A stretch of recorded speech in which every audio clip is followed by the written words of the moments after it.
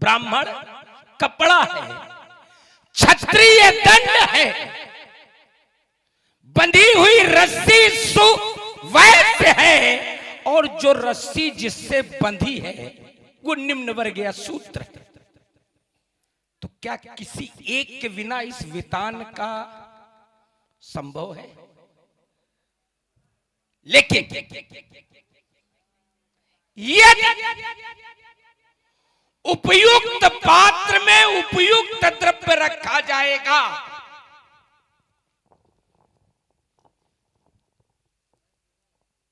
उपयुक्त पात्र में उपयुक्त द्रव्य, तो उस द्रव्य की गुणवत्ता बढ़ेगी। जैसे ताम्र के पात्र में यदि जल रखा जाए तो जल की गुणवत्ता कई गुना अधिक हो जाएगी, अमृत तुल्य कह देते हैं। वो जल अमृत तुल्य हो जाएगा अगर ताम्र के पात्र में रखा जाए। और उसी ताम्र पात्र में यदि दूध रख दिया जाए तो दूध विषाक्त हो जाएगा। अर्थात पात्र वही है, लेकिन यदि पदार्थ बदल जाएगा तो उस पदार्थ की गुणवत्ता में अंतर आ जाएगा। ठीक इसी तरह इस समाज के भी ये 4 अंग हैं, चारों अंगों के लिए उचित पदार्थ। ज्ञान पचाने की सामर्थ्य केवल और केवल ब्राह्मणों में,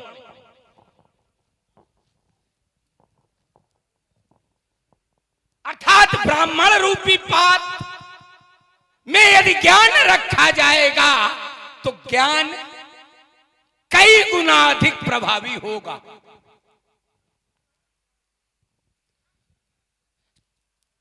बल पचाने की सामर्थ्य क्षत्रिय में, अर्थात क्षत्रिय में यदि बल होगा तो समाज की संरचना बड़ी ही सुव्यवस्थित होगी। धन बचाने की सामर्थ्य वैश्य में, पल्ला झाड़ दे तो करोड़न पार, तो धन फटाहा कुर्ता में दिखाई पड़े, तो धन बचाने की सामर्थ्य वैश्य में और सेवा बचाने की सामर्थ्य निम्न वर्ग में। तो पात्र के अनुरूप यदि पदार्थ है तो पदार्थ की गुणवत्ता कई गुना बढ़ जाएगी। लेकिन अगर पदार्थ में द्रव्य बदल जाएगा, क्षत्रिय के पास यदि ज्ञान आ जाएगा तो यही करेगा जो कर रहा है। ज्ञान आ गया क्षत्रिय के पास तो गुरुआयुध को बलवेदी पर चढ़ा दिया, पूज्य को बलवेदी पर चढ़ा दिया, यही करेगा। क्योंकि ज्ञान तो ब्राह्मण ही बचा सकता है, क्षत्रिय ज्ञान बचा। हाँ, एक और उदाहरण, इसीलिए तुम्हें ये अच्छा लगता है। कुछ लोग तो यात्रा कर, देखिए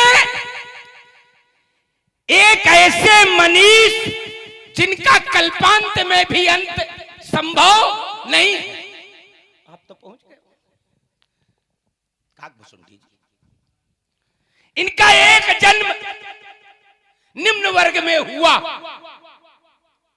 कालांतर में वो शिव नगरी में उन्होंने निवास बनाया और एक उचित गुरु के सानिध्य में आने पर उन्हें ज्ञान हो गया। ज्ञान हो गया तो निम्न वर्ग को ज्ञान होगा तो कहां बचा पाएगा। बस अहम आ गया, एक बार जपत रहो शिव मंदिर हर नाम, गुर आयो अभिमान ते उठ नहीं कीन प्रणाम। शिव भी इस घटना को स्वीकार न कर सके। हमारे कहने का अर्थ, जब उचित पात्र में उचित द्रव्य नहीं नहीं होगा। अर्थात राजा जनक रूपी पात्र में जो ये ज्ञान रूपी द्रव्य है ये अनुचित है।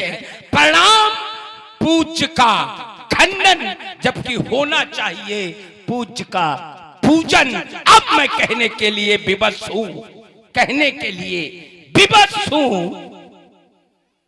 जुबा मिस्री बोलते तो बड़ा मधुर, जुबा मिस्री नयन तिरछे बड़े सातिर लुटेरे हैं। उजाला ओढ़ कर फिरते पर फितरत के अंधेरे हैं। बहुत ही बच के चल इनसे, ये कातिल तो नहीं लेकिन बहुत ही बच के चल इनसे।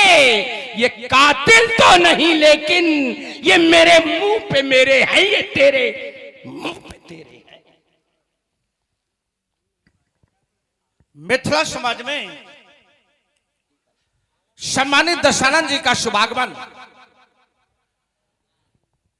तदुपरांत राजा जनक के द्वारा अभिवादन के पश्चात समाज में श्री रावण जी का उद्बोधन में श्री रावण जी ने जो एक पृष्ठभूमि वार्ता की बनाई है, वार्ता के क्रम में समाज के 4 वर्णों को आपने आधार बनाया। चारों वर्णों सम्मति से उनके गुणों पर चिंतन प्रस्तुत किया। ज्ञान सिर्फ ब्राह्मण पचा सकता है, बल क्षत्रिय पचा सकता है, धन वैश्य पचा सकता है, और सेवा भाव चतुर्थ वर्ण को आपने बताई कि वो 50 सकते हैं। चलिए विचार विनिमय करते हैं। कुछ ऐसे उदाहरण हमारे मन मस्तिष्क में आ गए हैं, मैं ये उन पर अपनी प्रस्तुति देते हुए आपसे जानना चाहेंगे कि इन्होंने अगर इन सब चीजों का प्रयोग किया तो ये अपने वर्ण व्यवस्था के विपरीत कर रहे थे कि अनुकूल कर रहे थे। कुछ ऐसे भाव हमारे मन मस्तिष्क में आए हैं। हम ये विचार लेकर के श्री रावण जी के सम्मुख चले, लेकिन उसके पहले आने वाले आगंतुक का स्वागत और सम्मान यह हमारा नैतिक कर्तव्य है। आने वाला व्यक्तित्व कोई साधारण नहीं है। मैंने आपके संदर्भ में जाना है तो बताया गया रावण नाम वीर बरबंडा, रावण नाम की आप प्रचंड श्रेष्ठ वीर हैं। वो श्रेष्ठ शब्द की ओर हमारा जब ध्यान पहुंचा तो मैंने पाया वीरों में श्रेष्ठ अर्थात महाभट्ट कोट के उद्धार हैं आप। सहसा हमारा ध्यान ग्रंथ की ओर पहुंचा। ग्रंथकार ने हमें भी आपकी समकक्षता प्रदान कर दी, रावण बाण महाभट्ट। फिर हमारा नैतिक कर्तव्य है कि हम आपका स्वागत और सम्मान शास्त्र सम्मत करें। शास्त्र में दर्शन देते हैं, वीर वीरेन पूजते, एक वीर को दूसरे वीर की पूजा करनी चाहिए। मैं इसी सिद्धांत का पालन करता हूं। एक व्यवहारिक और सामाजिक कारण भी है। व्यवहारिक और सामाजिक कारण, आप हमारे महामान्य हैं। महामान अर्थात हमारी परम पूजनीय बुआ रत्नमाला की प्रिय पुत्री वज्रज्वाला आपके अति प्रिय अनुज कुंभकर्ण को ब्याही है। इस कारण आप हमारे महामान्य भी हैं। अस्त हमारा नैतिक कर्तव्य है कि हम अपने हृदय की अभिव्यक्ति को प्रस्तुत करते हुए आपका स्वागत और सम्मान करें। अस्त मिथिला की पावन भूमि पर रच संस्कृति का प्रचार प्रसार करने वाले राजेंद्र पुलस्त वंश के कुलदीपक माता कैकसी की गोद में आनंद से आनंदित रहकर सदैव विहार करने वाले व्यक्तित्व, लंका के भगवान, विश्व के वैभवशाली सम्राट, इस मिथिला के मेहमान, इस बाण के महामान, इस पावन भूमि पर आपका अभिनंदन है, आपका स्वागत है। आपके चरणों में कोट कोट बंदन है, स्वीकार करें। बंदन है, शुभाशीष, स्वागत है, धन्यवाद। श्री रावण जी कहें, मैंने आपके वक्तव्य को सुना, अच्छा लगा।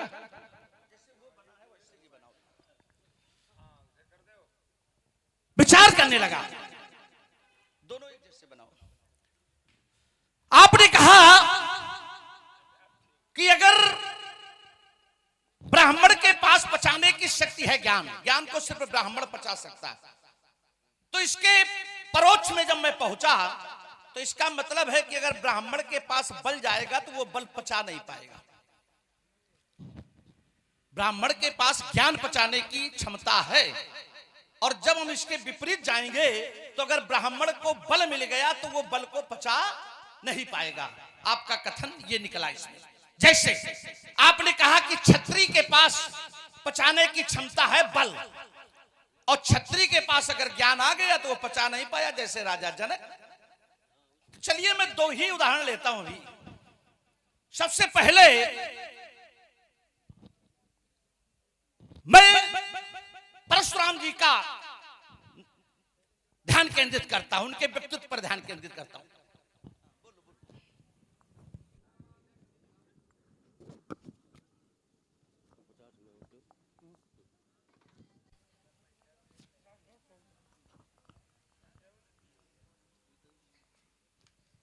देखिए, ये संवाद है श्री रावण जी का और श्री बाणासुर जी का।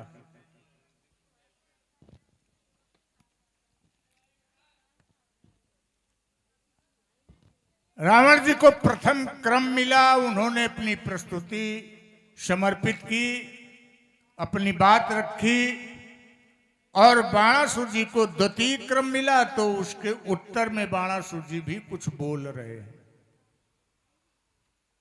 आशा है कि जो प्रत्युत्तर होगा वो समुचित होगा।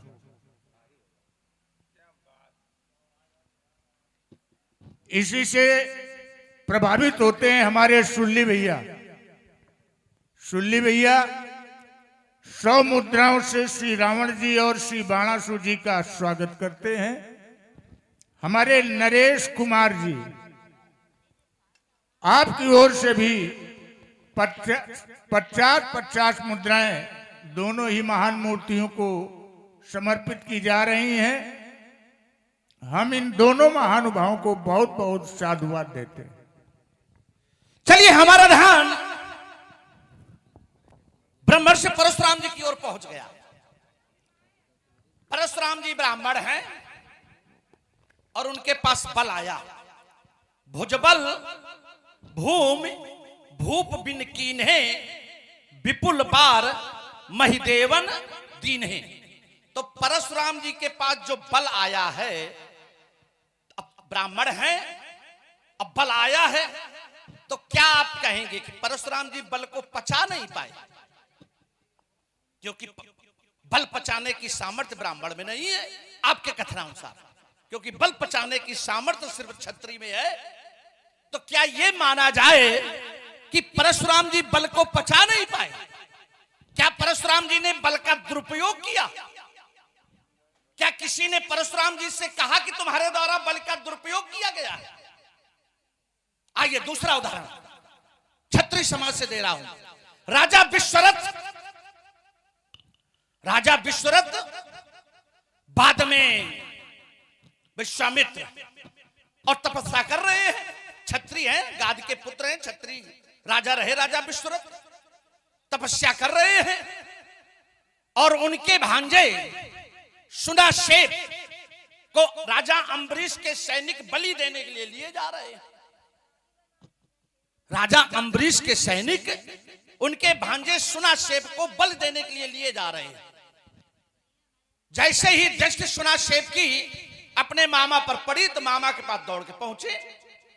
मामा ने अपने ज्ञान से एक फल नारियल को उत्पन्न किया और उन्होंने कहा आज के बाद मानव बलि नहीं रहेगी। आज से अगर किसी सनातन धर्मावलंबी को बलि देनी होगी तो इस नारियल को बलि दे करके अपने उस कार्य को पूरा करेगा। क्षत्रिय हैं, ज्ञान और सुनाशेप को बलि देने से बचाया, एक मानव बलि की परंपरा को समाप्त कर दिया।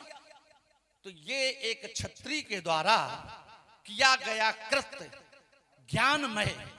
तो क्या ये ज्ञान का दुरुपयोग है? क्या ज्ञान को पचा नहीं पाए? क्या इसे कहा जाएगा कि ज्ञान का दुरुपयोग किया गया है? मैं अपनी वाणी को विराम देता हूं, आपको सुनना। विश्वामित्र को किस श्रृंखला में रखा जाएगा? जिस समय ये कृत्य किया, क्या वो क्षत्रिय थे?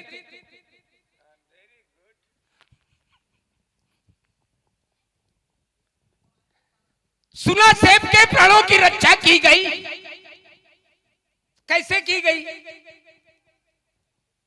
ये महत्व।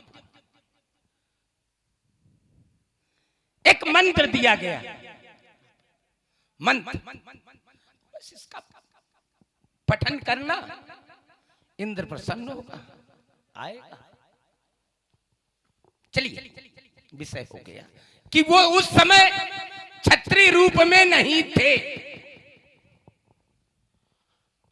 रे जहां बात आपने कही कि परशुराम को बल मिला, तो क्या बल बचा नहीं पाए? काहे? बल क्या इसी के लिए? बल काहे के लिए है? बल बल समाज कल्याण के लिए है, और खाली अपने घर का कल्याण करने के लिए विपुल बार, एक दो बार नहीं, क्षत्रिय दमन अभियान एक बार नहीं विपुल बार किया जाए। ये बल का दुरुपयोग नहीं तो क्या सदुपयोग? अगर सदुपयोग मैं तब मानता, ब्राह्मण का बल था, सदुपयोग मैं तब मानता। अत्याचार की आंधी रावण की थी, विरोध रावण का होता, हम मान लेते कि बल का सदुपयोग किया गया। समाज में त्राही मचाने का कार्य रावण का था, तो विरोध रावण का होता। हम बल का सदुपयोग मानते। क्या बात? वैसे भी इन दोनों को न क्षत्रिय कहा जा सकता है, एक नई बात। नहीं, अब आप हो तो है, नहीं तो बाकी लोगों के लिए नहीं इतना पर्याप्त था, लेकिन आप हो और ये समाज है।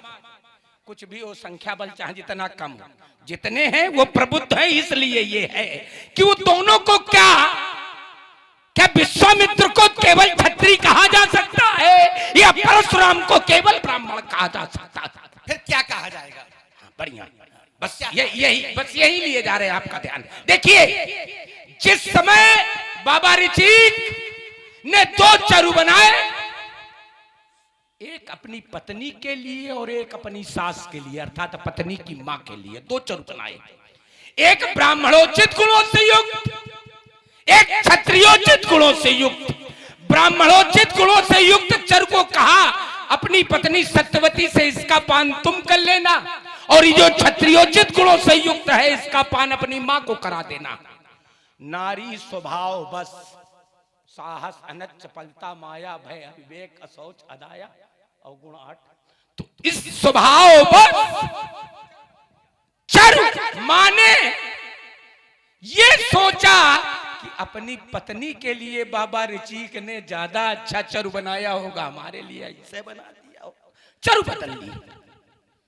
परिणाम, ब्राह्मणोचित गुणों से युक्त चरु स्वयं पान कर लिया, और क्षत्रियोचित गुणों से युक्त चरु का पान सत्यवती को करा दिया।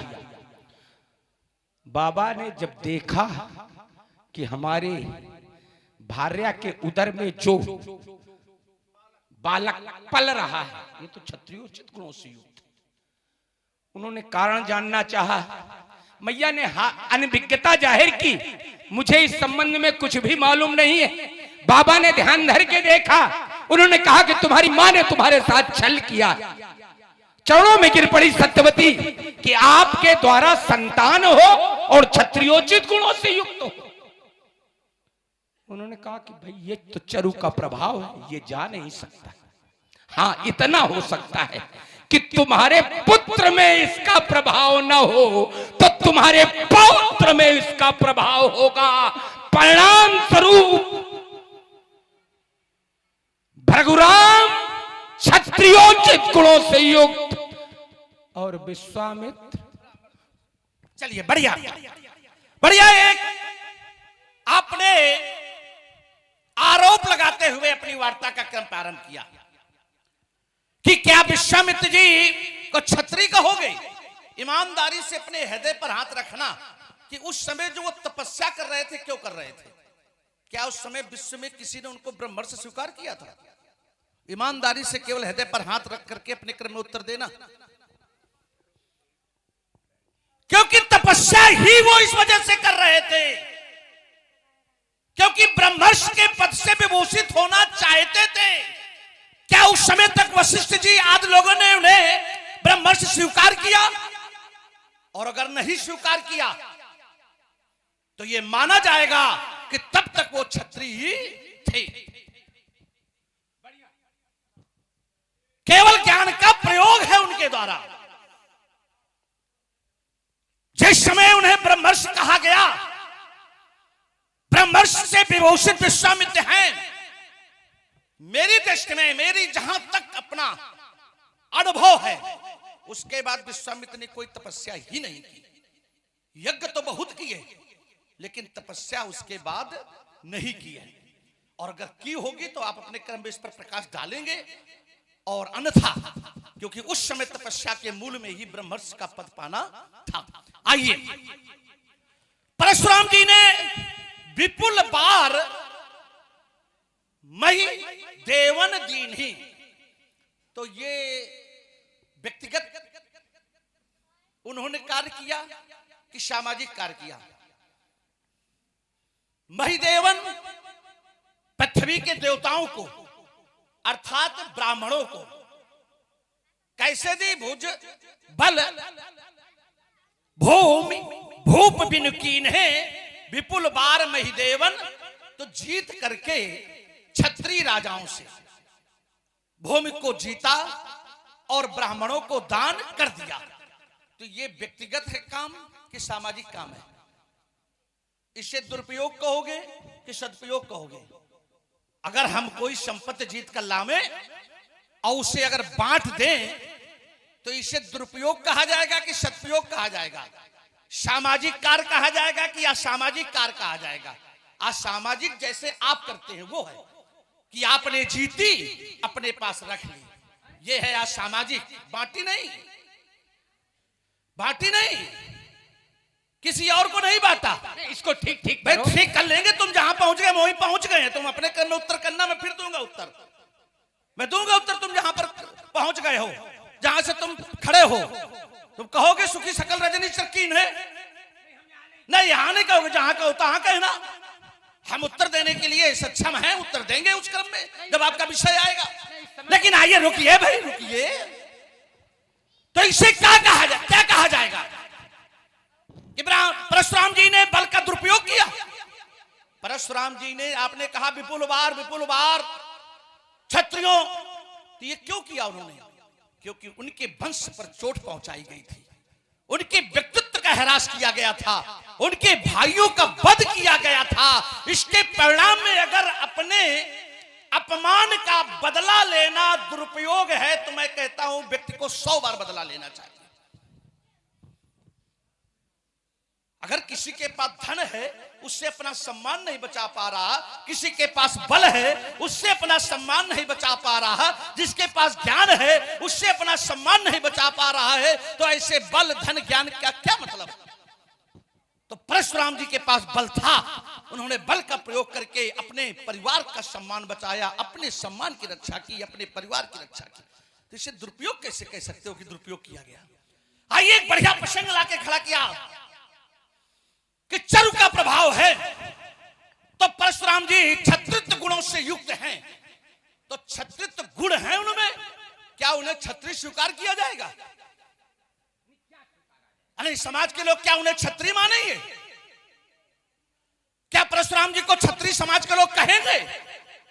और अगर समाज के लोग कहें क्षत्रिय परशुराम जी को, तो मैं शहर से दोनों हाथ उठा के आपकी बात स्वीकार कर लूंगा। इतने शब्द के बाद भी क्या किसी ने उनको क्षत्रिय माना? किसी ग्रंथ ने उन्हें क्षत्रिय माना? किसी समाज ने उन्हें क्षत्रिय माना? सब ने उनको ब्राह्मण ही माना है। अगर कहीं माना हो तो अपने क्रम में आप बताइएगा, मैं श्रेष्ठ स्वीकार करूंगा, दोनों हाथ आके बात स्वीकार करूंगा। आइए परशुराम जी, विश्वामित्र जी जिस समय वशिष्ठ जी के यहां गए, वशिष्ठ जी से गाय मांगते हैं,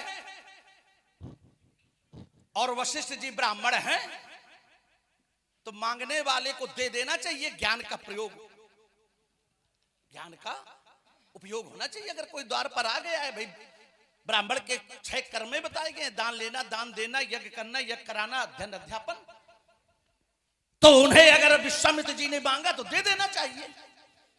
तो नहीं दी।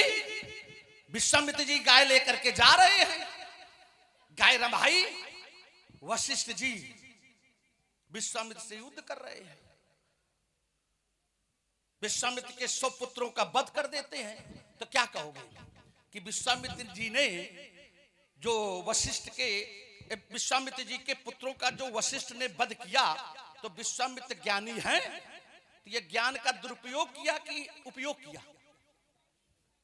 भाई उनके पास ये बल जो आया, तप बल आया, उस तप बल के प्रभाव से उन्होंने वशिष्ठ के विश्वामित्र के 100 पुत्रों का वध किया, विश्वामित्र को पराजित किया। तो इसका किसको क्या कहोगे? मैं एक बात यहां जोड़ रहा हूं कि चरु का प्रभाव नहीं है, परिस्थिति और वातावरण का प्रभाव है। व्यक्ति जब परिस्थिति से परेशान होता है, तब वो अपने जीवन में परिवर्तन करता है। जैसे विश्वामित्र का परिवर्तन ऐसे ही है। जिस समय वशिष्ठ से पराजित विश्वामित्र बार बार धिक्कार रहे, धिक बलम क्षत्रिय बलम, क्षत्रिय बल को धिक्कार है, क्षत्रिय बल को धिक्कार है। क्यों? क्योंकि क्षत्रिय होकर के वो वशिष्ठ से जीत नहीं पाए हैं, बलवान होने के बाद भी। और अगर ब्राह्मण थे, आपके कथनानुसार चरु का प्रभाव है, तो विश्वामित्र को जन्म से ब्राह्मण होना चाहिए। तो फिर ब्रह्म की खोज में क्यों? प्रश्न जो मूल है यहां पर है कि अगर जन्म से वो ब्राह्मण हैं चरु के प्रभाव से, तो ब्राह्मण बनने के लिए प्रयास क्यों तपस्या हो रही है?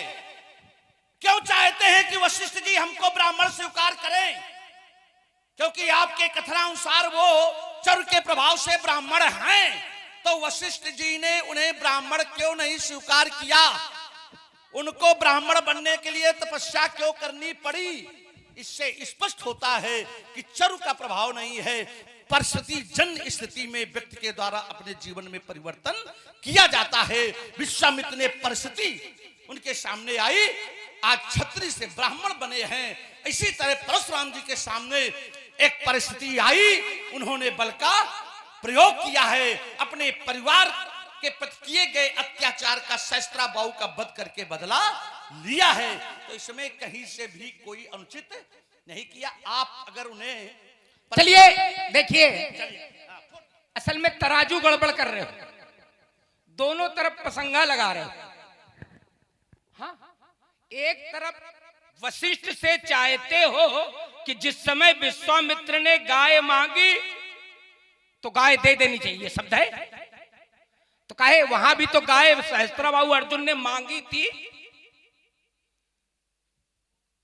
वहां भी गाय ही मांगी गई थी, वहां भी विवाद गाय का ही था, तो गाय दे देनी चाहिए थी।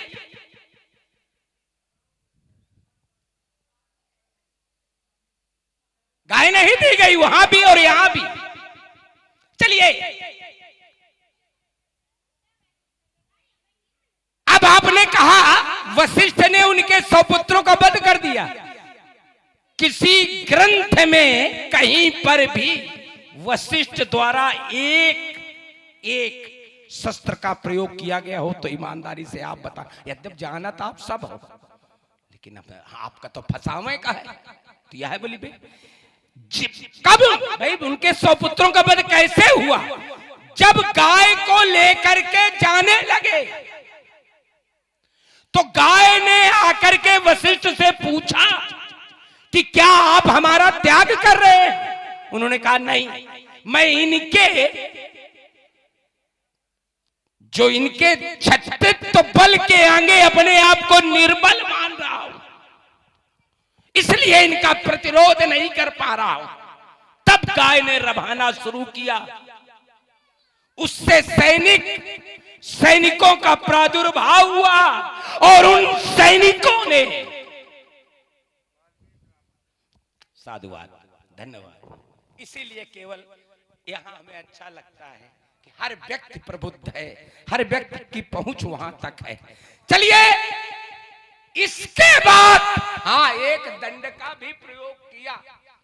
आपकी बात गलत नहीं, लेकिन दोनों ऐसा जोड़ के रख दे तो अगर कोई पढ़ो ना हो तो डब्बा हो जाए, ऐसा बहुत बहुत हाँ, दंड का प्रयोग किया।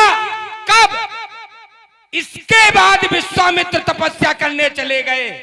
ठीक है, तपस्या करने चले गए, भगवान शंकर से अस्त्र शस्त्रों की शिक्षा ली, मांगे। सारे अस्त्र शस्त्र भगवान शंकर ने दे दिए। अब लेकर के उन्होंने पुनः वशिष्ठ पर चढ़ाई की। वशिष्ठ ने केवल एक ब्रह्म दंड दिया, सारे अस्त्र शस्त्र वहां नष्ट नाबूद हो गए। तब कहा दिग्बलम क्षत्रिय बलम ब्रह्म तेजो बलम बलम। हाँ, चलिए, यहां की बात, आपने एक बात बड़ी मजबूती के साथ कही कि अगर चरु का प्रभाव था, चरु का प्रभाव था तो जन्म से उनको ब्राह्मण होना चाहिए। नहीं, चरु के प्रभाव से परिस्थिति उत्पन्न होने पर उस चरु का प्रभाव प्रभावी होता है। जैसे तुम्हारे यहां एक प्रहलाद, उसका बीज पुण्य मूलक था, धर्म मूलक था, लेकिन जब परिस्थिति पैदा हुई, परिस्थिति पैदा हुई, जब कुम्हार के आवे में बिल्ली के बच्चे फंस गए और घूमती हुई बिल्ली को देखा, प्रहलाद ने पूछा ये क्या कर रही? तो बताया गया आवे में आग लगा दी गई है, इसके अंदर इसके बच्चे फंस गए हैं, ये ईश्वर से प्रार्थना कर रही है। तो क्या कहा, ईश्वर इसकी रक्षा कर सकता है? उस कुम्हारिन ने कहा ईश्वर तो कुछ भी कर सकता है, तो जब आवा खोला जाए तो मुझे बुलाया जाए। बस खोला गया, बुलाया गया, तो जाने बिन होए प्रतीति, बिन प्रतीत होए नहीं प्रीति, प्रीत बिना नहीं भक्ति दृढ़ाई। वहीं से भक्ति पैदा हो गई, जबकि बीज उनका धर्म मूलक था, लेकिन जन्म तिनाई है। वही परिस्थिति उत्पन्न हुई, वही परिस्थिति वहां परशुराम के सामने उपस्थित हुई, वही परिस्थिति वहां उत्पन्न हुई विश्वामित्र के सामने, और तब उन्होंने मार्ग अपनाया। बड़ा सोचिए। हाँ, आपने एक जोर दिया, बात तो हमारे पाले में आ गई। आप पाला भाई, यही तो हमारा पक्ष था।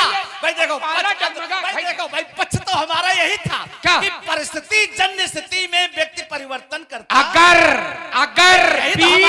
अगर बीज उचित नहीं होगा, हाँ, तो परिस्थिति चाहे जो उत्पन्न हो। जैसे रावण कहां है रावण?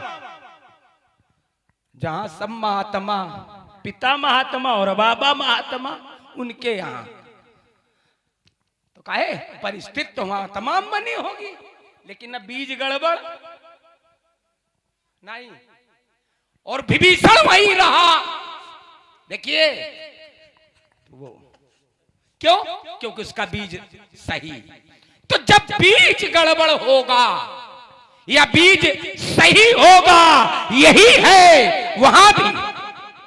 अब अगर ये कह दोगे कि उनके ऊपर उन चरुओं का प्रभाव नहीं है, तो इस शास्त्र की अवज्ञा नहीं हो जाएगी?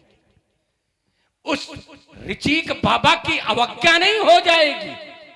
ये कह के आप क्या कहना चाहते हो? तो परिस्थिति जन, ये तो बहुत गड़बड़ हो जाएगा, इसको जरा समझो। हाँ, मैंने जो बात सार गर्भित रखी थी, चिंतन इस पर आना चाहिए। हाँ, अब बात सार गर्भित थी कि अगर बल है, क्योंकि बल अच्छा कौन माना जाता है? बल क्या है? बात हो गई, विषय हो गया। अब चलिए थोड़ा अरे छोड़ो, ये इतना तो कहीं लेंगे, काहे परेशान? क्या बल कौन अच्छा कहा जाता है? जो है निर्बल का बल, निर्बल का बल है ना, उसे बलवान कहते हैं। जो निर्बल की सहायता करे उसे बलवान कहते हैं। अच्छा, जो निर्बल का सतावे ओका रावण कहते हैं।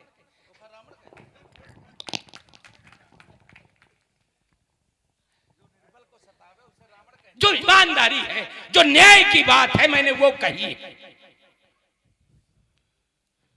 अल्प विराम। चलिए बढ़िया। अगर सभी लोगों ने श्री रावण जी के वक्तव्य को सुना होगा, समर्थन किया सबने, नहीं समर्थन किया, वो विषय अलग हो गया। चलिए आइए हम जरा, अगर सभी लोगों ने ध्यान से श्री रावण जी के वक्तव्य को सुना होगा, तो श्री रावण जी ने अपने वक्तव्य में एक शब्द प्रयोग किया था, और वो हृदय से निकला हुआ शब्द था। क्योंकि तो जबरदस्ती वाली अपनी जोड़ रहे थे अभी तक, वो हृदय से निकला था। क्या कि जिस समय गाय को लेकर के वो जा रहे हैं, तो गाय ने कहा वशिष्ठ जी से कि क्या आप हमारी रक्षा नहीं कर सकते हैं? क्या आपने हमें दे दिया? तो वशिष्ठ जी ने कहा कि नहीं, ये तो क्षत्रिय बल के कारण तुम्हें लेकर के जा रहे हैं। कौन से बल के कारण? क्षत्रिय बल के कारण। तो एक बात तो स्पष्ट हो गई कि विश्वामित्र जी जन्म से ब्राह्मण नहीं, उस चरु का प्रभाव नहीं, उस समय वो क्षत्रिय हैं। ये तो आपके वक्तव्य से निकल करके आ गया। हमें कहीं दूसरी जगह इसके लिए जाने की आवश्यकता, और ये ईमानदारी से यही था, क्योंकि भाई जन्म से वो ब्राह्मण नहीं है, कर्म से ब्राह्मण बने हैं। स्थिति ऐसी उत्पन्न हुई जिसके कारण वो ब्राह्मण बने। यही तो हम कह रहे थे कि परिस्थिति के कारण वो ब्राह्मण बने। इसी तरह परशुराम जी ने परिस्थिति स्थिति उनके सामने उत्पन्न हुई, जिसके कारण उन्होंने अपने भाइयों के वध का बदला लिया। अपने भाइयों के मारने वाले को उन्होंने मारा, एक शब्द सीधा प्रयोग करे तो बदला लेना। हमने एक प्रश्न रखा था कि परशुराम जी के बल को सदुपयोग कहोगे कि दुरुपयोग कहोगे? क्या परशुराम जी ने बल का दुरुपयोग किया? और अगर दुरुपयोग नहीं किया तो फिर यह शब्द उचित नहीं है कि ब्राह्मण बल को पचा नहीं सकता है, केवल ज्ञान ही पचा सकता है। अगर विश्वामित्र जी ने ज्ञान के माध्यम से मानव बलि रोकी, तो फिर यह उचित नहीं है कि क्षत्रिय ज्ञान नहीं पचा सकता है, केवल वो बल ही पचा सकता है। फिर यह कहना उचित नहीं है। और अगर यह कहना उचित है तो चरु का प्रभाव है। तो भाई समाज के लोग विश्वामित्र जी को तो ब्राह्मण मानने लगे हैं, परशुराम जी को क्षत्रिय मानने लगे। समस्या खत्म। आइए, आपने एक विषय रखा बहुत बढ़िया, जोड़ा हमारे बाबा से, बल्कि पर बाबा से, प्रहलाद जी से। प्रहलाद जी पुण्य मूलक बीज हैं। हो सकता है समाज के लोग सोच रहे होंगे कि पुण्य मूलक बीज कैसे हैं? सोच रहे होंगे। चलिए मैं उधर भी सबका ध्यान केंद्रित करना चाहता हूं। जिस समय हिरण्याकश्यप विष्णु को मारने के लिए दौड़ा रहे हैं, विष्णु भाग रहे हैं, हिरण्याकश्यप पीछा कर रहे हैं। विष्णु को विश्व पटल पर कहीं भी जगह नहीं मिली जहां वो छिप करके अपनी रक्षा हिरण्याकश्यप से कर लेते। सहसा उन्होंने एक सूक्ष्म रूप बनाया और हिरण्याकश्यप के हृदय में प्रवेश कर गए। उसी रात हिरण्याकश्यप का अपनी भार्या कायाधु से संसर्ग होता है। बढ़िया। अब क्योंकि हृदय में तो विष्णु है, तो संसर्ग से जो पुत्र उत्पन्न हुआ वो प्रहलाद है। और प्रहलाद जब मां के गर्भ में है, उसी समय इंद्र के द्वारा कायाधु का हरण होता है, नारद जी के द्वारा रक्षा होती है। नारद जी के आश्रम में प्रहलाद जी का जन्म होता है, तो प्रहलाद जी के सामने वातावरण कैसा था? अगर प्रभाव उसका था, विषय यही है ना कि अगर पुण्य मूलक बीज का प्रभाव था, तो प्रहलाद जी नारद के आश्रम में हैं, तो उन्हें जन्म से ही हरि नाम का जाप करना, तो क्या कर रहे हैं जन्म से? पुण्य मूलक बीज भी है, वातावरण भी है आश्रम नारद का, जहां रात दिन नारायण का जाप होता है। तो जिस समय प्रहलाद जी अपने पिता के यहां पहुंचे हैं, तो वहां पर उन्हें हरि नाम का ही जाप करना चाहिए था, लेकिन वहां हरि नाम का जाप पुण्य मूलक बीज होने के बाद भी वो नहीं कर रहे हैं। कब कर रहे हैं?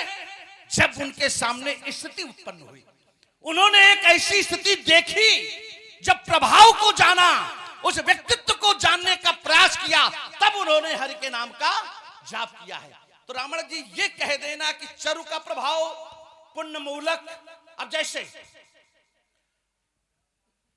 आपका जन्म, तो आप कुरकर्मा जन्म क्या कहा जाएगा? हाँ कि बीज, हाँ कैसा बीज था ना? क्या विश्वश्रवा पापी थे ना? क्या विश्वश्रवा पापी थे? भाई हम कह के छोड़ेंगे, रुकिए भाई, रुकिए, मैं कह के छोड़ रहा हूं। क्या विश्वश्रवा पापी थे? छोड़ो भाई, छोड़ो नहीं, रुक जाओ भाई, यही कह के चल छोड़ दिया, चलो यही छोड़ दिया, ये बात छोड़ दिया, चलिए छोड़ दिया। देखिए, जिस समय मेरी मां ने कुसमय पिता से रतिदान मांगा, कुसमय मेरे पिता ने कहा तुमने कुसमय रतिदान मांगा है, तो जो संतान पैदा होगी वो कूरकर्मा पैदा होगी। कूरकर्मा, एक नहीं 3 संतानें कूरकर्मा। मैया चरणों में गिर पड़ी कि आप जैसे महात्मा से संतान पैदा हो और कूरकर्मा हो, हमारी तो कोख ही नष्ट हो जाएगी। प्रणाम, अंतिम जो पुत्र होगा, देखिए बीज का प्रभाव, ये बीज का प्रभाव देखिए, जो अंतिम पुत्र हुआ विभीषण के रूप में, वो पुण्य मूलक भक्त होगा।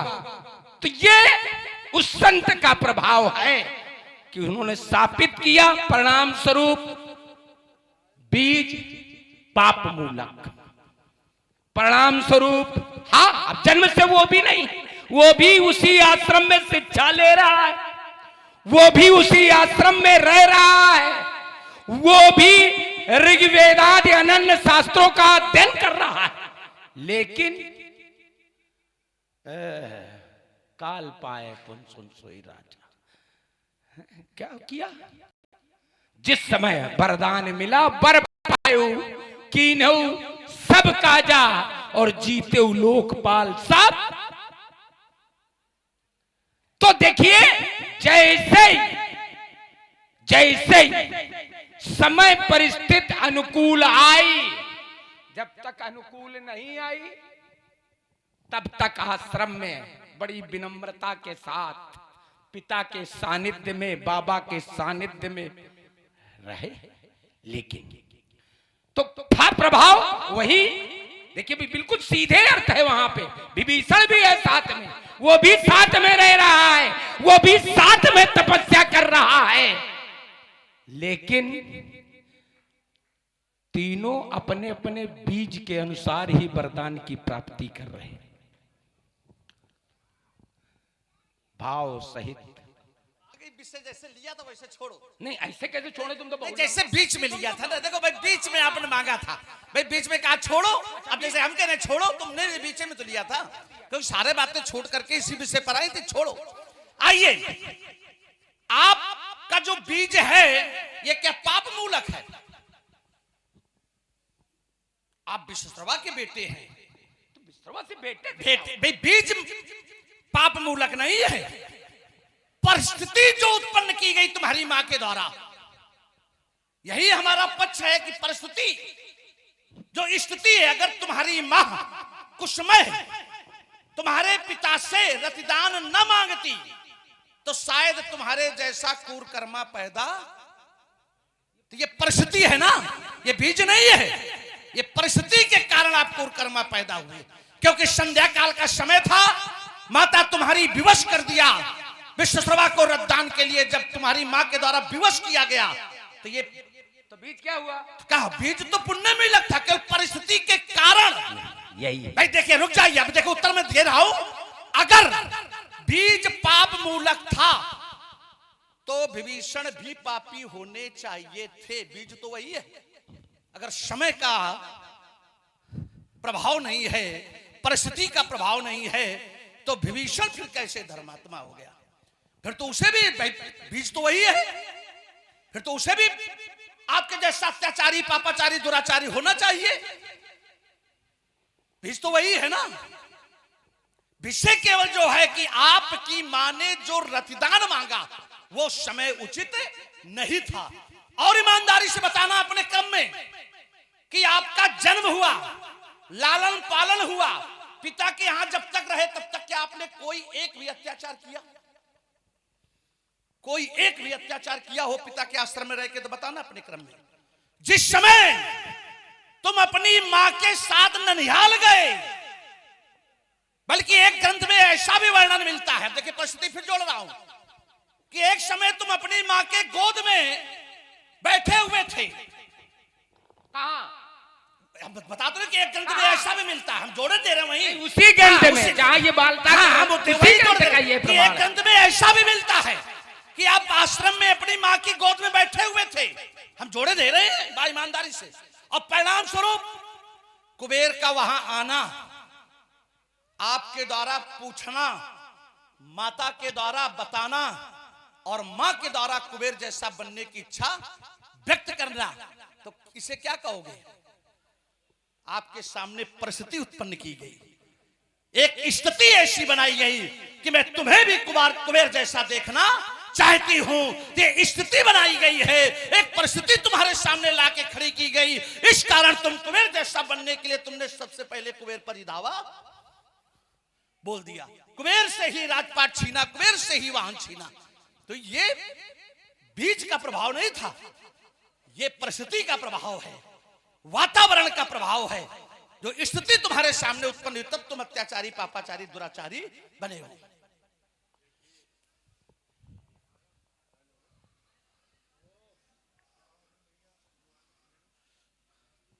हेलो। हाँ, देखिए, दोनों ही महान कलाकारों के द्वारा एक दूसरे का बड़ा अच्छा बौद्धिक परीक्षण हो रहा है और अपनी अपनी बात दोनों ही महान कलाकारों ने समाज के समक्ष प्रस्तुत की। वाल्मीकि जी की रामायण का प्रसंग ज्यादातर उठ रहा है। रावण जी का जन्म कैसे हुआ, प्रस्तुत समय का यही मुख्य प्रसंग है, जो बाणासुर जी ने अपने हाथ में ले लिया है। अपनी वाणी के माध्यम से वो सिद्ध भी कर रहे हैं। एक शंका रावण जी उत्पन्न हो रही है इसी बीच। देखो, ऐसा है कि ये है संवाद, और संवाद में जहां कहीं भी कोई ऐसी स्थिति परिस्थिति आवे तो वो बीच में रख देनी चाहिए। शंका ये उत्पन्न हो रही है कि केकसी ने महामुनि विश्वश्रवा से ये तो चाहा कि हमारे ऐसा अमुक जैसा पुत्र उत्पन्न हो,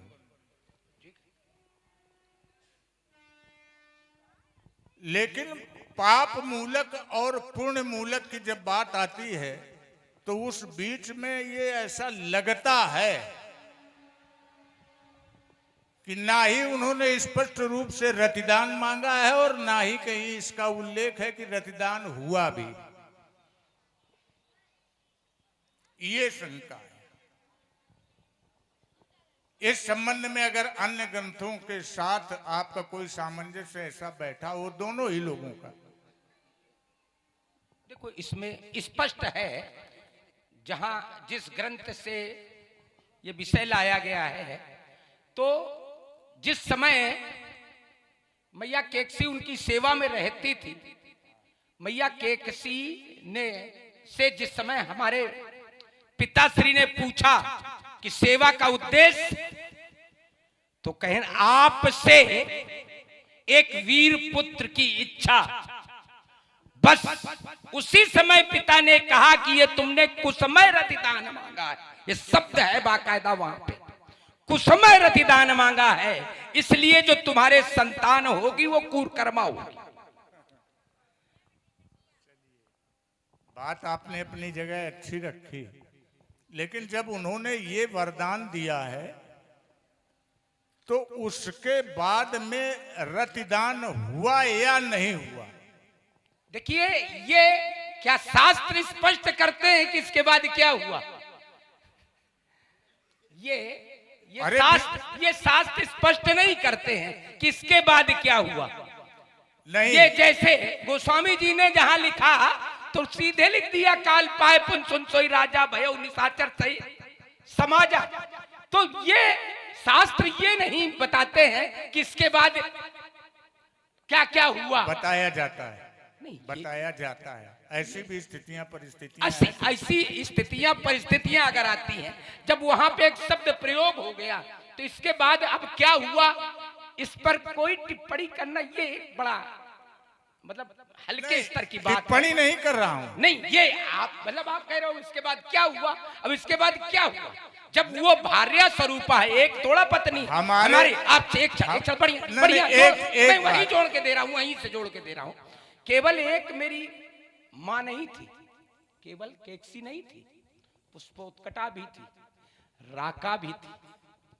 इन दो से भी खरदूषण और त्रिसरा का जन्म है। वहीं से राक्षसों का पूरा दल वहीं से जन्मा। तो ये कह देना कि उसके बाद क्या रतिदान हुआ, अगर नहीं हुआ तो मान लीजिए हमारे माँ के संबंध में आगे नहीं लिखा गया, लिखा राका और मालिनी के संबंध में भी नहीं है, लेकिन उनके खर, दूषण और कुंभी ऋषि, ये तीन संतानें राका से, मालिनी से, त्रिसरा, विद्युज्या और एक और कन्या का जन्म, तीन संतानें उससे। तो अर्थात वहीं से राक्षसों का प्रादुर्भाव है। तो ये तो कहे नहीं जा सकता कि इसके बाद क्या रतिदान हुआ। नहीं, वहीं से राक्षसों का प्रादुर्भाव वहीं से उसी वंश नहीं, रावण से पहले भी राक्षस हुए हैं। नहीं, हाँ, रावण से पहले भी राक्षस हुए हैं। सुकेतु, विद्युतकेश आदि आदि जो हुए हैं वो बहुत पहले से हुए। आप इसको भी जोड़े दे रहे हैं। हेत और प्रहेत, सुकेतु विद्युत के बाद में हेत और प्रहेत, ये ब्रह्मा के दो पुत्र हेत और प्रहेत। हेत से राक्षसों का और प्रहेत से यक्षों का। हेत ने रक्षा का भार अपने सबल कंधों पर, जलाशय की रक्षा का भार लिया। परिणाम स्वरूप हेत से विद्युत केश से सुकेत से माली, सुमाली और माल्यवंत। अब माल्यवंत की राका, देखिए मैं सीधे सब जोड़ के दे रहा हूं। माल्यवंत की राका, जिससे त्रिसरा और विद्युज्जीवा और एक पुत्री, और मालिनी से वहां पे दो पुत्र, खर, दूषण, ये, और हमारी मां केकसी से खर, रावण, कुंभकर्ण, शूर्पणखा, स्वरूपा जिसे कहा जाता है शूर्पणखा, और विभीषण। देखिए, ये क्रम है। एक हमारी जिज्ञासा जो थी, हम ये समझते हैं कि आपने, रावण जी से बात है, आपने शायद ये समझ लिया कि हम आपका विरोध कर रहे हैं। नहीं, हमने ये नहीं कहा। हमने कहा कि ये चीज क्या लिखी जाएगी। नहीं, कभी कभी कभी कभी ऐसा होता है, जो हमारी जिज्ञासा थी कि मानसिक भी उत्पत्ति हो जाती है। उत्पत्ति वहां नहीं हुई। हाँ, तो इस यही जानना चाहते थे। मत्स्य पुराण में आपको बताना चाहिए। मत्स्य पुराण में तो स्पष्ट ये लिखा है कि बाकायदा, मैं वहां भी लिए चल रहा हूं, यद्यपि चूंकि विषय यहाँ का था तो मैं ही जोड़ रहे थे। मत्स्य पुराण में तो स्पष्ट ये आया है कि तीनों से पाणी ग्रहण संस्कार हुआ। हाँ, तो ठीक है, संवाद और अधिक बढ़े, क्योंकि हम अधिकृत नहीं है संवाद करने के लिए। जो अधिकृत है वही इसको आगे चल करके कुछ और भी बताएगा। नहीं इतना, अच्छा चलिए कुछ बताओ। मैं हम तो कहेंगे। चलिए, बढ़िया चिंतन के साथ वार्ता प्रारंभ हुई। यद्यपि परम पूजनीय मनोज जी तो हमारे इस भेष के गुरु हैं भाई, हमारे इस भेष के गुरु हैं हम। तो अगर इस भेष का किसी को 6 बजे शुरू नहीं करे पावत, इस भेष का गुरु अगर किसी को मानते हैं तो आप ही को मानते हैं, और आपकी प्रेरणा से और आपके मार्गदर्शन में ही मैंने इस वेश को धारण किया। तो आप तो गुरुतुल्य हैं, गुरु हैं, गुरुतुल्य क्या गुरु हैं। और आपके द्वारा जो चिंतन आया, गुरु ही मिथिला के हैं, तुम्हार अरे वो विषय अलग है, तुम चक्कर में न पड़ो। अब तुम जबरदस्ती वाला ना टोका टाकी वाले बात करो। अभी हम थोड़ी देर आपसे हट के बात कर रहे हैं ना, अभी आपसे हट के बात कर रहे हैं ना। आप अभी सोचो नहीं कि हमसे बात हो रही है, हम तो अपनी चर्चा दे रहे हैं। थोड़ी विषय बढ़िया वाल्मीकि रामायण से उठा और रावण जी की तरफ सेना एकदम संतुष्ट करने का पूरा प्रयास हुआ। और जो कुछ भी देखिए, मैं अनुमोदित कर रहा हूं कि रावण जी का जो वक्तव्य है वो बिल्कुल वहां पर वाल्मीकि जी में ऐसा ही है जैसा रावण जी ने प्रस्तुत किया आपको संतुष्ट करने के लिए। और कभी आश्रम में आकर के हम उसकी पुष्टि करा देंगे। इतना काम तो कर ही सकते हैं ना कि आश्रम में आकर के उसकी हम पुष्टि आपको करा सकते हैं कि रावण जी का कथोकथन ठीक है। चलिए, विषय हमारे आपके बीच में ये था कि रावण जी का जो बीज है तो ये पाप मूलक है। रावण जी कह रहे हैं हमारा बीज पाप मूलक है। विषय बढ़ाना ना अभी, हाँ अभी समय बढ़ाना, इस वजह से हम बढ़ा लिए उसको, धीरज से ना है ना, बढ़ा लिए। देख लो, हमें आप बता दो लेकिन हम धारा बदल देंगे। आपने कहा बढ़ा लो तो हम बढ़ा ले रहे हैं। रावण जी कहते हैं कि हमारा बीज पाप मूलक है। तो विश्वश्रवा के ये बेटे हैं।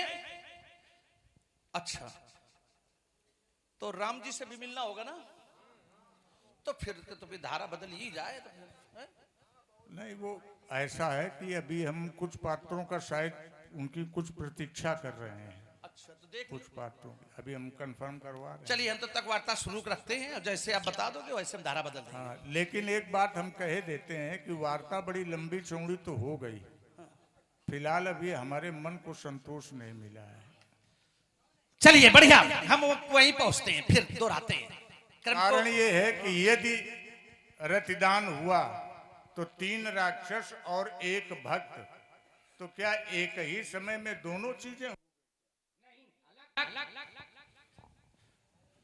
उसके लिए हमने यही तो बताया कि उन्होंने कहा कि जो हो वहां शब्द, अब हम शब्द तक प्रयोग कर रहे हैं, आप समझ जाएंगे। वहां पे लिखा गया पश्चिम पुत्र जो पैदा होगा, शब्द प्रयोग है। पश्चिम पुत्र जो पैदा होगा वो भक्त होगा। चलिए, आइए हमको इसका बढ़ने दीजिए। विषय हमारे आपके बीच में तो यही था। संतुष्ट तो नहीं, संतुष्ट हो रहे हैं अभी। देखिए, हमें तो मिथिले वाले ने पहले संतुष्ट करेगा, तुमका तो बाद ही। जो विषय हमारे आपके बीच में था वो विषय क्या था?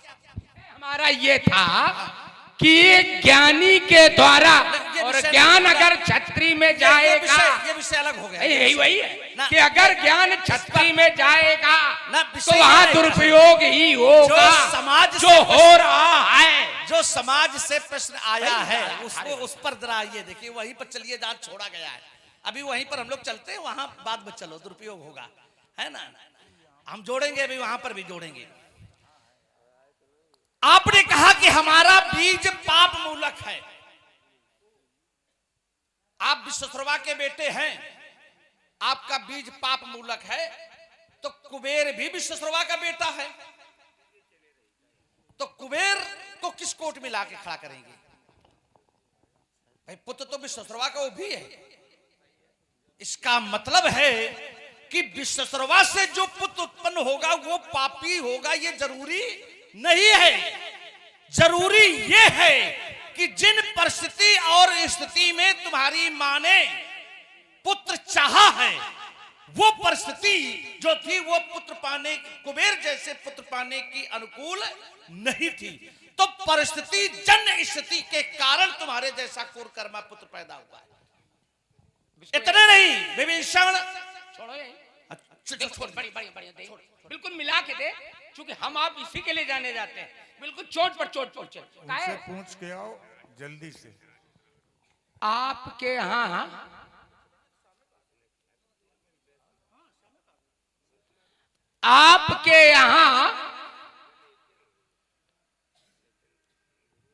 कश्यप एक मां से पैदा देवता, पिता कौन है? तो फिर दूसरे से दैत्य का है? छोड़ दी। चलिए बढ़िया। तो क्या हमारे यहां दैत्यों को किस कोट में आप लाके खड़ा करते हैं? नहीं नहीं, काहे खड़ा कर रहे हो भाई? दैत्यों को किस कोट में लाके खड़ा करते हो? क्या दैत्यों में भक्त नहीं हुए? क्या दैत्यों में दानवीर नहीं हुए? क्या दैत्यों में हरि की पूजा करने वाले नहीं हुए? क्या दैत्यों में सनातन को मानने वाले नहीं हुए? क्या दैत्य धर्माशील नहीं हुए हैं? क्या किस कोट में लाके खड़ा करोगे? ये उत्तर आएगा। हमारे यहां से अगर जोड़ोगे तो आइए मैं लेके चलता हूं आपको। हमारे यहां कश्यप को दक्ष की 13 कन्याएं भी आई हैं, ठीक। और उन 13 पत्नियों से जो संतानें उत्पन्न हुई तो 13 वंश चले हैं, 13 वंश बनाए गए हैं उससे। और ये हमने नहीं बनाया है, ये कश्यप ने नहीं बनाया है। भाई जहां आप नहीं रुकिए, ये ब्रह्मा जी ने बनाया है, ये कश्यप ने नहीं बनाया है कि हमारे पत्नी से जो पुत्र उत्पन्न होगा वो दैत्य कहलाएगा ना। इसका विभाजन बाकायदे ब्रह्मा जी ने किया है कि अदिति से जो पैदा हुए आदित्य, दित से जो पैदा हुए दैत्य, और धनुष से जो पैदा हुए दानव, कद्रू से, बिंता से, आदि आदि, यहाँ तक कि ये तो अल्लाह तमाम जीव जंतु दो शब्दों में उत्तर चाहते थे, 2 शब्दों में उत्तर कि अगर दैत्य कई हिरण्यकश्यप संत थे, महात्मा थे, पुण्यात्मा थे, क्या थे? हमें बताओ आपको। हिरण्यकश्यप क्योंकि पहली संतान यही दोनों। ठीक। तो प्रवृत्ति सेना इधर आओ, इधर आओ, इधर इधर आओ, इधर इधर ले जाओ, ले जाओ, ले जाओ, थोड़ा ले जाओ। ठीक जा रहे हैं, तुम अहू चलो। त्रिभुवन अंधकार प्रलय मच जाएगा, ये फंसेगा धरातल है। चंटिले का पर्वत साची राजा भारतीय जवान का भाग फूट जाएगा, हटकेगी चंद्रहास मेरी तो शत्रुओं के रजगन। कह रहे ठीक जा रहे हैं, तुम मुंह पकड़ो, इनका समारो। हाँ, हम सोचो भागे जा रहे हैं, पहले तुम सोचो कि भागे जा रहे हैं, तो बाद में जब लौट के आए तो नहीं लगो कि नहीं भाग नहीं रहे हैं। अबे मैदान में है, इधर देखो। और 10 वक्त तेरे 10 शीशों पर ज्वाला के अंगार गिरेंगे, और सुनी होगी कंचन नगरी जब गर्भित गदा प्रहार करेंगे, और शारूख की शर्ताएं निकलेगी, और बाणों की बौछारें होगी, और चारों ओर चमकती रण में और तलवारों की धारें होगी, कद पे वीरत प्रदर्शन होगा। मैं कहता ललकार सभा में और धनुष का खंडन होगा, और धनुष का खंडन होगा। कह रहे हैं भागे जा रहे हैं, जो रावण भागे वाला। ये भागे भागे सब घूम ही रहे हैं। जब मेरे अत्याचारों से त्रिभुवन में जोत चल रही थी, दशा खराब रहा है, तब कहां गए थे बाणासुर जब ये वसुंधरा रो रही थी? सब झारखंड में छुपे थी, उस प्रभु की याद कर रहे थे। देवों के राजा सुरपत थे, अपनी पुकार कर रहे थे। सह सकी नहीं जब पाप धरा, तो धेनु रूप दर्शाया था। धेनु रूप धर हृदय बिचारी गई, तहां जासुर मुंझारी निसंताप सुना। काहू तब कहां गए थे बाणासुर, जब अवस्था पर रक्तधार गिर रही थी, और जब मेरे अत्याचारों से त्रिभुवन में जो चल रही थी। महादेव बल की आंधी से सुर समूह थर्राते थे। इस चंद्रहास की धार देख सब वीर भवन घुस जाते थे, सब भागते थे, सब वीर भवन घुस जाते थे, और जो हमसे टकराते थे निश्चय ही मारे जाते थे। वे वक्त वक्त की जात गिरा, वो सदा उतारे जाते थे। तब कहां गया था बल पुरुष, तब कहां गया? सुनो, सप्तद्वीप में एक बार बुढ़िया ने पकड़े केस तुम्हार, पृथ्वी पर पटका 7 बार, तब कहां गया था बल तुम्हार? भाई सप्तद्वीप में एक बार बुढ़िया ने पकड़े केस तुम्हार, पृथ्वी पर पटका 7 बार, तब कहां गया था बल तुम्हार? ये बातें हमें न बताओ, नाना से ननियोरी, नाना की ननियोरी बातें नहीं बताई जाती हैं। हाँ, नाना खिन से आए हैं बेटा, नाना खिन से आए हैं, हमारे खिन तो सब लालन पालन भा है, हमारे वंश के यहाँ से रोटी खाई है तुमने, तो हमें ये सब बातें, हाँ और क्या बताओ तुम सिद्धकरण कहां से लाए? अच्छा रुको, जब तुम्हारे नाना मारे गए तो नाना के भाई शरण कहां लीनते, जरा बताओ कहां लीनते है? तो ये सब बातें हमसे न बताओ, ये दूसरे लोग मिलोगे तब बताओ करो, है ना? नहीं तो पाताल में क्या तुम्हारा राज्य? नहीं, किसका था ये बताओ। अरे किसका था उस समय, किसके यहाँ शरण ली? बताओ। सोनितपुर है कहाँ? नहीं, सोनितपुर में नहीं, हमारे यहाँ कहाँ? हमारे यहाँ तुम्हारा राजा भाई रुक जाइए, भाई रुकिए, रुकिए, ना जाओ। सोनितपुर कहाँ है? हाँ ये बढ़िया बात फसौड़े की है, ये उत्तर फंसा के खेलो। चलिए आइए, पहले तो हम इस बात का उत्तर करें कहाँ कि है? जिस समय तुम्हारे नाना, अब रुक जाओ, बात होने दो, मैं जो हम बताएंगे वो भी बताएंगे, और ऐसा उत्तर देंगे कि जीवन में कभी तुमने सुना नहीं होगा। मैं वो उत्तर दूंगा कि जीवन में तुमने नहीं सुना होगा, और मैं चुनौती देता हूं कि कोई भी मेरे इस स्वरूप को धारण करने वाला अपने कर्म में बता दे, मैं वो उत्तर करूंगा। तुम्हारा भी मन कहेगा कि तुमने ठीक उत्तर किया है, लेकिन पहले बात सुनिए। अब रुक जाओ, तो रुकिए भाई, जहां से बात है पहले वहां से, भाई देखो जबरदस्ती नहीं, निकल में नहीं, आप रुको, निकल जाए तो हम आज से रूप नहीं धारण करेंगे, हम उत्तर आपको नहीं दे के जाए, इससे ज्यादा बड़ी बात हम कुछ कह नहीं सकते। लेकिन बात आइए, जिस समय आपके नाना लोग पराजित हुए तो शरण कहां ली? हमारे यहाँ, अर्थात हमारे पूर्वजों के यहाँ। हमारा कहने का भाव ये था, हमारे पूर्वजों के यहाँ शरण ली, वहीं से तुम्हारी मां को भेजा गया अभी ससुरवा के पास, क्योंकि बदला लेना था तुम्हारे नाना को, तो वो चाहते थे कि वीर संतान पैदा हो, इस वजह से तुम्हारी मां को भी ससुरवा के यहाँ भेजा गया। इस वजह से हमने कहा कि हमारे यहाँ की रोटियां खाई, तो हमारे यहाँ का मतलब हमारे केवल थोड़ा था, हमारे वंश की रोटियां तुमने खाई है, तुम्हारी मां ने हमारी वंश की रोटियां खाई, तुम्हारे नाना ने हमारे वंश की रोटियां खाई है। अब आइए, जो प्रश्न आया, बढ़िया उत्तर दे रहा हूं, इधर देखो, इधर आइए, शोणितपुर कहां है? इधर आओ, कैलाश पर्वत के पार्श्व भाग में बाणासुर ने अपनी राजधानी शोणितपुर को बसाया था। इस बात को भाई, इस पे ताली होनी चाहिए। मैं दावे के साथ कह सकता हूं ये उत्तर देने की सामर्थ्य बाणासुरों में नहीं है, क्योंकि बिल्कुल सही है। तो भैया हम बात तो इधर चक्कर पड़ा, इधर देखो, अब तक आए जाने, अब चलिए फिर दारम बदलो, अब तक आए जाने कितने घोर कमंडी काले, अब मिट्टी में मिल गए सभी जो पड़े हमारे पाले, तो याद रख, ये ऋण लौटते धड़ पर दिखाई देंगे, ये अमर अंबर रंजित हो जाएगा, बैठ जाएगा काली कंकाली का भी अटलवाद, ये चल भाई भी सही हो जाएगा, टूट जाएंगे वारिद में सूर चंद, दोनों तारकों का भी फट जाएगा, करता नहीं मान के बार बात, वरना हमारे बाड़ों से दास्त करूंगा तो तेरे मस्तक पर काल पन कर पाई। हल्का मेरा प्याला पीऊंगा, स्टाइल उठेंगे, ये पर्दा शेष काटेंगे,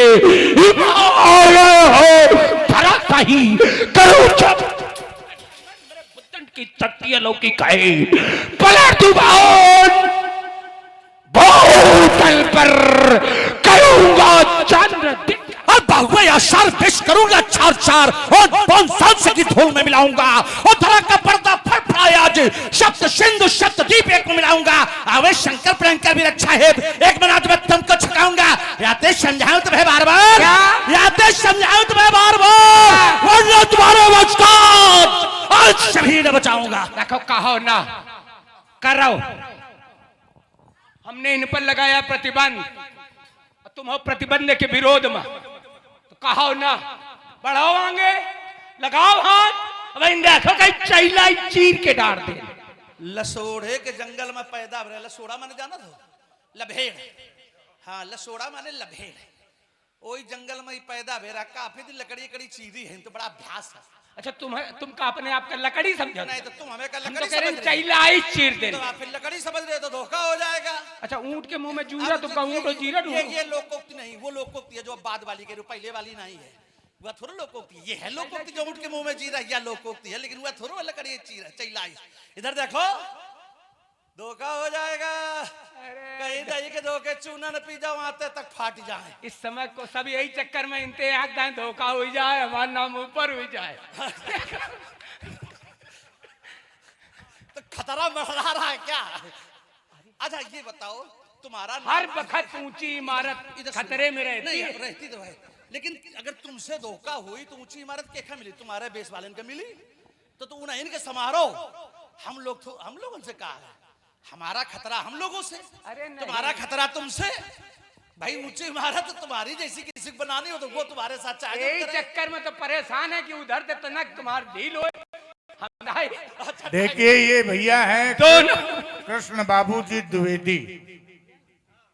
ये भैया हम बता चुके हैं पेशवा नगर बिठूर से पधारे हैं। 50-50 मुद्राओं से दोनों ही महान मूर्तियों को अलंकृत कर रहे हैं। हम धन्यवाद देते हैं। बैठे हुए प्रिय भक्तगण, ईश्वर की कृपा से सभी के पास 2-2 हाथ होंगे। कोई रावण से 2-2 हाथ करना नहीं, इनके लिए हम ही पर्याप्त हैं। मैंने बगैर बोले चैने नहीं पड़ा था। हाँ चुप्पे कैसे रह सकते हैं? नहीं बोले पैसा ले तो भाई चिल्लाओ भाई पैसा बोले। तो बैठे हुए प्रिय भक्तगण दोनों हाथ ऊपर करो और तीव्र स्वरों में जय घोष करो जरा बड़े श्रद्धा और विश्वास के साथ। प्रातः काल का समय है और मैं समझता हूं ब्रह्म मुहूर्त में भगवान की याद हो जाए, तो दोनों हाथ ऊपर करिए और बड़े श्रद्धा विश्वास के साथ तीव्र स्वरों में जय घोष करिए। बोलिए जगत गुरु भगवान शंकर की। पंडित जी